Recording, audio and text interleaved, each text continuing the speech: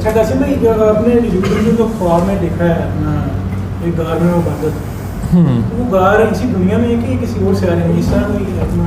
नहीं, वो गार इसी दुनिया में है। और अब देखें ना, जैसे कि बहुत ऊंचे वो पहाड़ होते हैं जिनके नीचे एक बहुत बड़ा हाल है, तो उसके अंदर वो रहते हैं।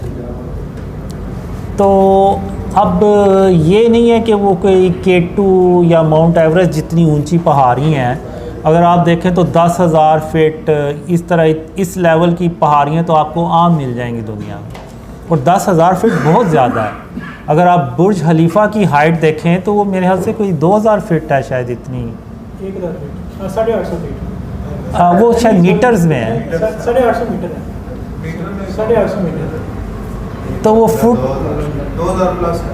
2000 प्लस है। तो अगर आप देखें, यानी जिन्होंने देखी होगी बुर्ज खलीफा, ऐसे जैसे आप पता नहीं आसमानों को छू रही है, लेकिन वो होती सिर्फ 2000 फीट है।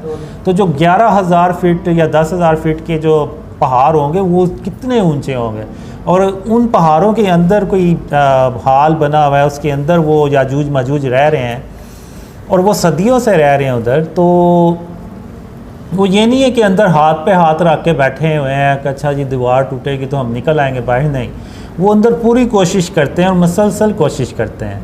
और उन्होंने दीवारों पे जो पहाड़ अंदर से उनकी दीवारें हैं, उन पे इंसानों की शक्लें बनाई होती हैं, और अपनी जनरेशन्स को वो सिखाते रहते हैं कि ये है वो इंसान, और हम जब कभी भी यहाँ से निकले हमने इस इंसान से इंतकाम लेना है और इसको यानी छोड़ना नहीं है। तो वो नस्ल दर नस्ल चलता रहता है।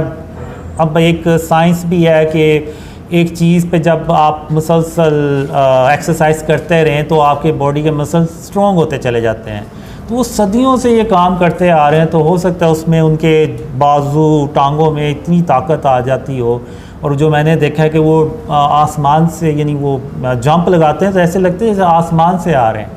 तो भाई अगर आपने कभी पिक्चर्स देखी हो तो ये बुर्ज खलीफा इतनी 2000 प्लस फीट है, तो जब वहाँ पे बादल आते हैं तो बुर्ज खलीफा बादलों से भी ऊपर निकल जाती है।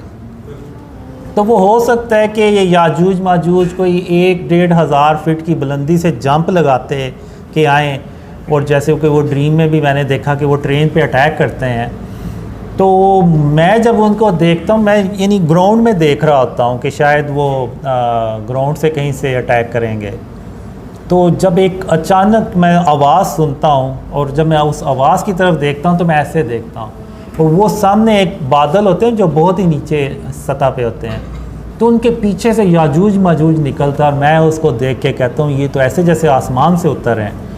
तो फिर मैं उनको अल्लाह की नूर से मारता हूँ, और फिर इधर से भी आते हैं, इधर से यानी कोई 5-6 याजूज माजूज आते हैं जो अल्लाह की रहमत से उसके नूर से मैं उनको मारता हूँ। तो यानी इस तरह से मैंने देखा। अब क्योंकि वो अब सदियाँ हो गई हैं उस दीवार को बने, अब इस सदियों में मिट्टी भी आ गई होगी उसके ऊपर, और जो मैंने देखा है कि इवन दरख्त भी उग चुके हैं इतने कि पहचान ही नहीं जा सकता कि यहाँ पे कोई दीवार बनी हुई है। तो में जो आपको दिखाया गया कोई स्नोई एरिया तो नहीं है, वो मतलब बर्फानी इलाका तो नहीं है? नहीं, बर्फानी नहीं है। मैंने ग्रीनरी देखी है, ग्रीनरी देखी है उधर। तो ऊंचाई हाइट वाला जो है वो कन्फर्म है कि वो हाइट से उतरे, क्योंकि शायद इस बारे में एक हदीस भी है इसका मतलब है कि वो हर तरफ से बुलंदियों से उतरते हुए नजर आए। सही। तो जो आपने ये एक भाई का सवाल है,